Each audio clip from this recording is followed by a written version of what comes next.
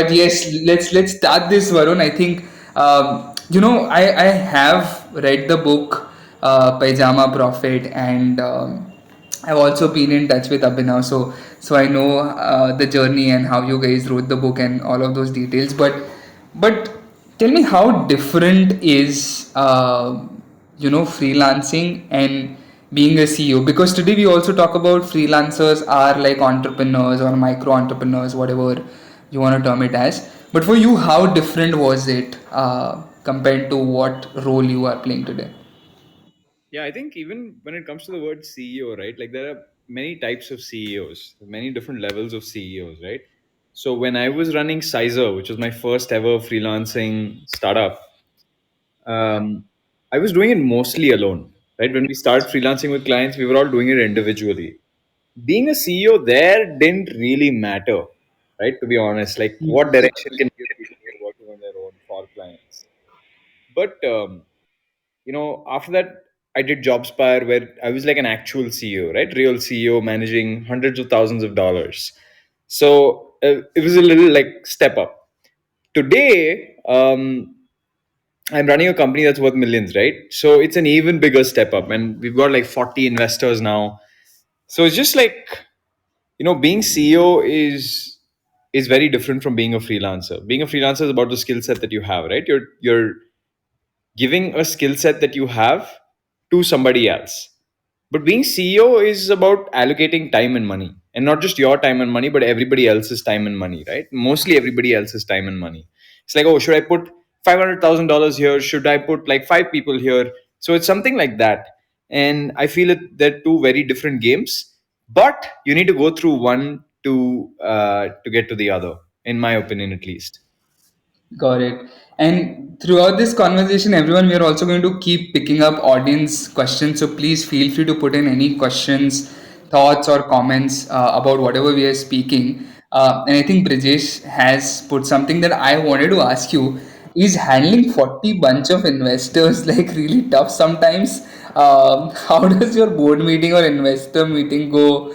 How do you manage that relationship with 40 different people is what I would want to know. Yeah, I think see, look, if you're friends with 40 people and they're all different people and they call you out to have a dinner, like randomly, like, say one friend calls you out on a Saturday, the other one calls you out on Monday, you'll run out of time, right? You can't maintain 40 different relationships tangentially. So I feel it's somewhat the same with investors. And until you tell your investors, "Hey, boss, I can't take your calls any time of the week. Like you'll have to pre-schedule with me and only talk to me if it's really important." It's not going to work. And luckily, a lot of our investors are pretty busy people, right? Like a Tanmay Bhatt is like super duper busy. A Kunal Shah is like insanely busy. So luckily, they also don't have too much time. But the what we as a company actively try to do is try to extract as much value of each investor we have on the company as possible, right? And I think there the funds are the best, right? We've got funds like Tanglin, we've got funds like Better Labs, we've got funds like Whiteboard Capital. So those guys are nice because I can actually ask them for advice, and this is their full-time job, right? To help companies. So it depends on the kind of investor, but more or less I try to keep the interaction to a minimum unless something escalates. Got it. Got it. And one more interesting question here by Varsha, and I know I'm jumping different topics, but I hope that's okay for you, and we don't want to. Okay, great. Varsha is asking that is freelancing as a field quite saturated now? I mean, isn't the supply higher than demand? Is it the case? Do you think this is true? I think freelancing is a blanket term, right? It's like saying, well, I think too many jobs or too many people and too less demand in jobs. Freelancing is like saying the word jobs, right? So you have to go into specifics. For example, the demand in being a freelance web developer is insanely high. Supply is super low. The Yeah. demand in being a community manager is really high. Supply is low. But the demand for graphic is like okay, and the supply is infinite, right? Yeah. It really depends. It's a case by case basis, and I feel like you can't just say the entire freelancing ecosystem is on a high or on a low. Got it. And Do you now that you're a CEO, do you hire freelancers for any of your work, or no? You just recruit like full time employees now? Yeah, we have a lot of freelancers. I mean, we employ freelancers in spaces that we might not, use this person for 6 months or a year. I mean, it's like situation. I'm not sure I want to invest in that kind of talent right now. So, for example, QA, uh, Hmm. assurance, right? We've got multiple freelancers working on it because 6 months later, the app is going to be like 10 times more stable, right? So I might not need them in those cases. We employ a lot of graphic design QAs. We employ a lot of guys for our YouTube channels in as freelancers. So it really depends on the role. But there's some roles where I need full time, right? Like for example, the guy who manages product, I can't have a freelancer doing that, Yeah, yeah. right? So it's situational. Got it. One more another interesting question here by Mukund, where he's asking, do you think startups are too mainstream now? If yes, then how can we do something unique today? Uh, wow, this is an interesting question actually. Yeah. Mainstream, not really. Like, see, there's a lot of talk about startups, right? Just like there's a lot of talk about cricket, right? But we all know the Indian cricket team is just 11 people plus some substitutes, right? It's the same with startups. There's a lot of talk about startups. The hype is there, but how many successful ones? How many ones that have raised a little bit of money, even? Or how many ones are like profitable? Very few, right? So it's like everyone's talking about Sachin Tendulkar's batting, but nobody's actually Sachin Tendulkar. Very few Sachin Tendulkars being spawned, right? So I think of it like that. Like dissociate the media hype from the um, from the reality, and the reality is there are not enough startups, and startups by definition their role is to destroy the generation above, right? If Urban Clap came and said, boss, we will help you hire or help you find plumbers, the next startup is going to come and say, well, here's an automatic switch that will never need a plumber. So they kind of cannibalize on the previous generation of startups. All startups, their goal is to eventually also be disrupted by themselves, by others, sorry. Got it. You know what? I'm gonna scratch all the questions that I had in my mind to ask you, because the audience here is asking very, very interesting question and something that even I would want to, know. Sweta is asking, if you are investing in a startup, what would you look for? Yeah. I I used to angel invest. Me and Shashank used to angel invest together like 4 or 5 years ago, right? Like after JobSpire, when Avalon Labs was doing well, we used to throw some money around. To be very honest, I'm not a big fan of angel investing in companies. I know that sounds stupid. We have a lot of angel investors, but I'm not so keen on doing it. Firstly, if you do it for the money, you're stupid because it'll take you like 6, 7 years to see any sort of return, right? Unless you're the annoying investor who says, "Mujhe return de do, mujhe return de do," right? Um, and secondly, there are better ways to make 6, 7 times your money. You can just put money in NFTs or find some asymmetric opportunity. Um, so I'm not a big fan of angel investing anymore. If I invest in my friends, right? Like one of my friends is raising a round now, so I'm just like, hey, I'll put in a little bit of money, right? So it's become more a way for me to support my friends and not like an investment, right? I don't I when I put in like 2, 3, 5, 10 lakhs into a friend's company, I know it's going to go to like 99% of the time it's just going to become zero, right? But I don't care because I'm supporting a friend. That's how it's become for me. I know that's a weird way of thinking of it, but I'm not a professional angel investor. I never want to be one. Got it. Vijay here is asking, what's the roadmap of scenes by Avalon for the next year or two? Yeah, we're actually closing or coming to a close on our feature set, right? I think this week the entire feature set gets done. We have this really cool type of channel called a 2D channel where people can hang out and stuff. The only thing is we've really adopted Facebook's policy of like move fast, break things, right? So we haven't really given a shit about stability because we're still in early access and we're like 3 months we need to build out this entire platform. This week that gets done. So next week onwards, it's purely stability for us. Next 3, 4, 5 months is about stability and also a web platform, right? So stability in the sense of We want people to have a clean, smooth, bugless, glitchless, um, and fast experience, right? And I think you know because we're done building out our feature set, we know that nothing new is going to arrive and confuse or scare us. Got it. Got it. Some more questions that were here, which I thought are very interesting. Now moving towards the freelancing side of the conversation, where Aniket is asking how to find clients outside marketplace websites like Upwork. And I think what we term today that you have to be active on the internet, have your personal brand, and all of those kind of things might be very relevant. But would love to hear from you as to what you think. How can somebody find clients outside the marketplaces also? Yeah. Look, right. Marketplaces are like training wheels, right? So you are learning, you are being given an opportunity, you're brushing up your skills, but the eventual goal of a marketplace is to get off it. It's like baby milk, right? Sure, you need baby milk to grow up, but once you're like 3 or 4 years old, you better learn how to digest your own food, right? So I feel like on a marketplace it's a good way to like learn about clients, learn the soft skills, sometimes even learn the hard skills you can learn on the job, and then eventually just get out and build a brand by yourself. Eventually you need to build a brand that people come to you for. And look, either having a great Twitter profile. I think Twitter is like what runs the freelance and professional ecosystem now, right? Having a great Twitter profile is like 99% of the magic. If I was running an agency today, I can go from 0 to 100 clients in like a week, right? Just because of my Twitter profile.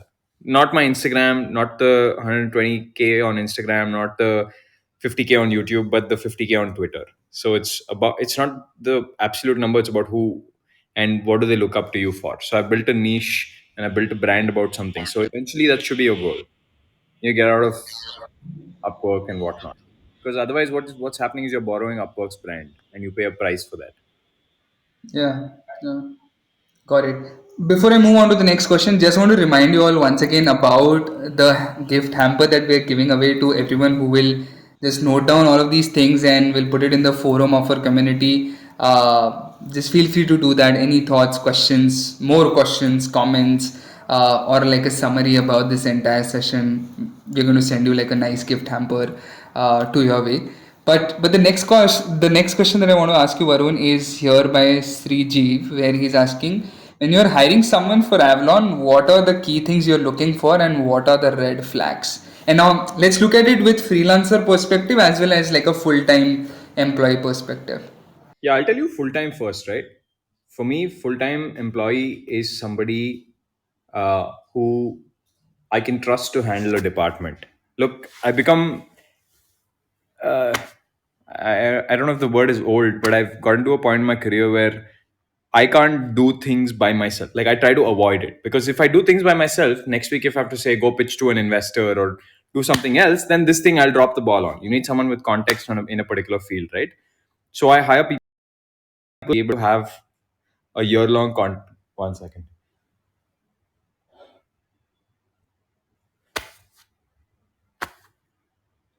Fuck, it's not coming out. I was gonna like sneeze, but it didn't come out. Um, And that's very annoying when it happens. So I know. it's toxic. Anyway, so point is, I try to hire people who can handle their own shit, who don't need my help, who don't need to like call me 5 times a day to say, what should I do in this role, whatever. I want a natural fit. So it's more case by case, and also there's a lot of culture overlap, right? Like for example, if you use Discord, if you've been frustrated by it, if you want to build, see, Scenes is not a very simple app to build. It's very complex. There's a lot of stuff going on, right? It's not like say building a Reddit or a simple platform. So you need people who can really handle departments and just say this is mine, don't touch it, I will figure it out. And it's just sort of the same with freelancers, except I don't, whenever I hire a freelancer, I know that this person will probably give me an excuse 3 months later and quit, right? um, with freelancers, I wish there were people who were like professionals. You know what professionals means? Like just like, bro, like I know what I'm doing and I have taken this decision to work with you guys for X number of months. consciously rather than, I'm thinking I'm just trying to make money. I mean, Mm. that sense of clarity you will get when you talk to them. Mm. Yeah, and there's one more question here where somebody's asking, Adam is asking that where to find good co-founders for your idea. I'm not very sure if you can actually like just go ahead hire co-founders. I'm not sure how that works, but do you think you can like hire co-founders, or it's like a natural synergy that idea has to be developed by both of them, or what do you feel? Yeah, I think step one is like making friends. Like you'll have to make friends. And a lot of people see, here's the hard part, right? To find good co-founders, you need to have a network. To have a network, you need to be an extrovert. But once you find your co-founder, the right co-founder, then you don't need to be an extrovert anymore, right? So it seems like, oh, I have to be an extrovert for just these few number of months, find a co-founder, and then get back into my shell. So most people are not going to put in the effort. So I feel like there has to be one magnet, one person who's like attracting co-founders, who's going out and saying, guys, we should start this business. Like I remember in Jobspire, I had a friend called Mohawk, and I knocked on his door.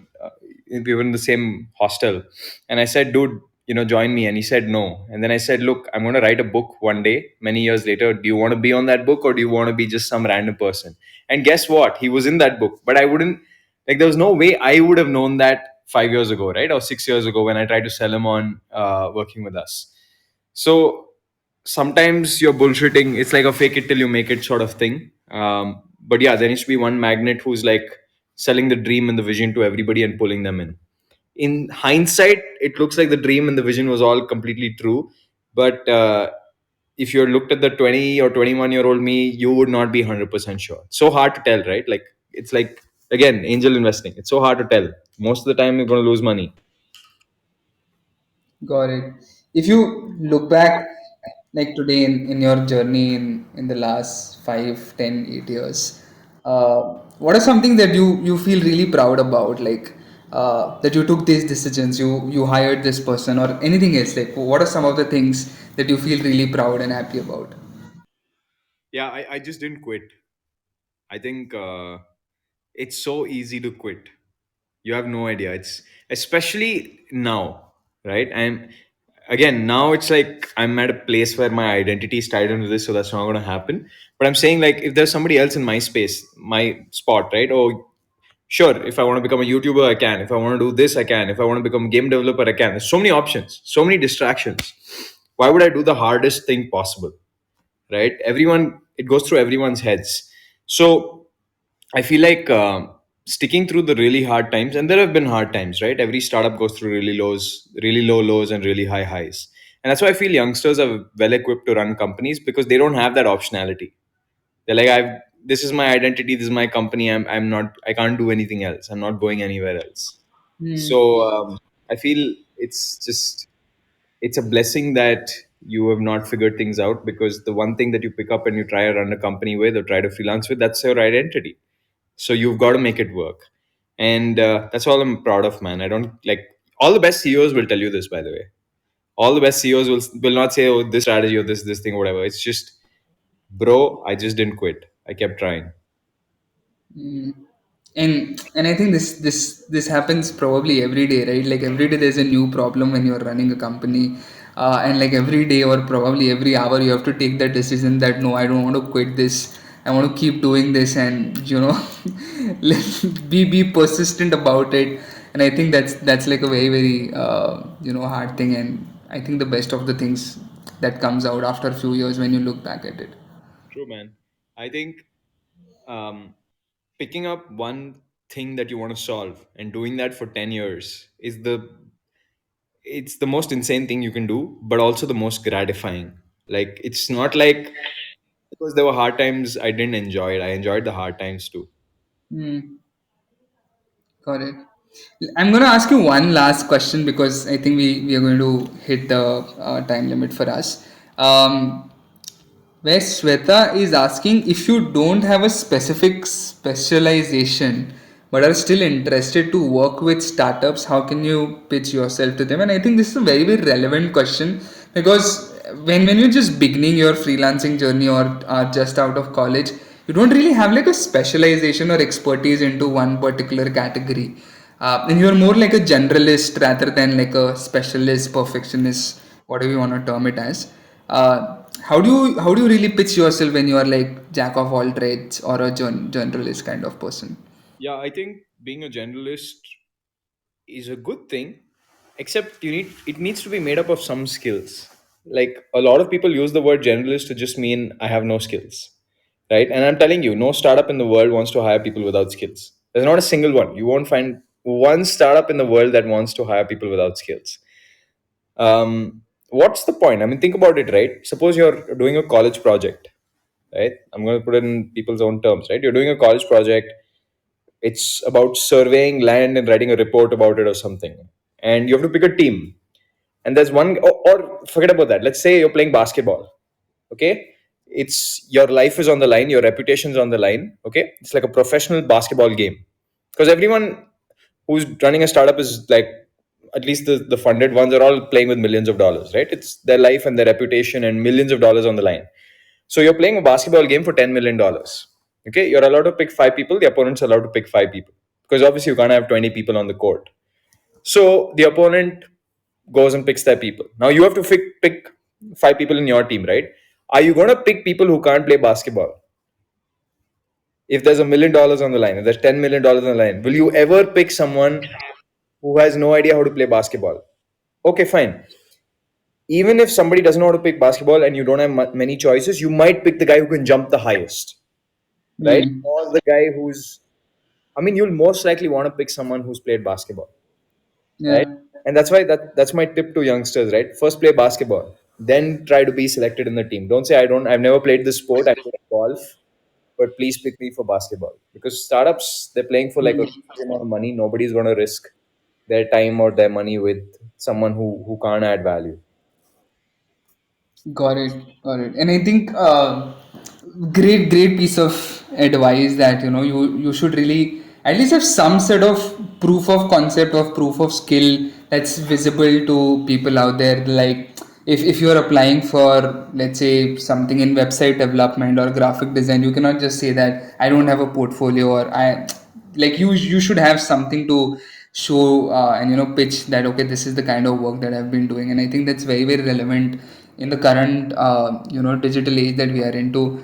But thank you so much, Varun, for sharing all of this with us. I think it's always great to have a chat with you. The last time also when I spoke to you about a little similar topic, it was very interesting and insightful for everyone. But today also, people, I'm just gonna take like a quick yes. Did you guys like learn something new today through this conversation? If yes, like just put in some fire emojis or like just type in yes, so that we know that we will keep doing such sessions on the Scenes app every week. Like we try to schedule this on every week basis, and we'll try our best to do it every week with different creators, entrepreneurs. Oh yeah, I'm already seeing some fire and yes. So okay, we did not. It was worth people's time to come and listen to us on this Wednesday evening. But thank you so much, Varun, once again for giving us your time today and being doing this conversation also. My pleasure. Guys, make sure you join the Pepper content. It's called Pepper People. That's a tongue Yeah. twister. Shit. Right? Join the Pepper People community on Scenes, because these guys know how to do content. If you ever want to be a content freelancer, if you ever want to like get other people to do content for you, if you ever just want to improve your communication skills, this is the best community. So make sure you join them. That's my like seal of approval. So go check them out. Bye.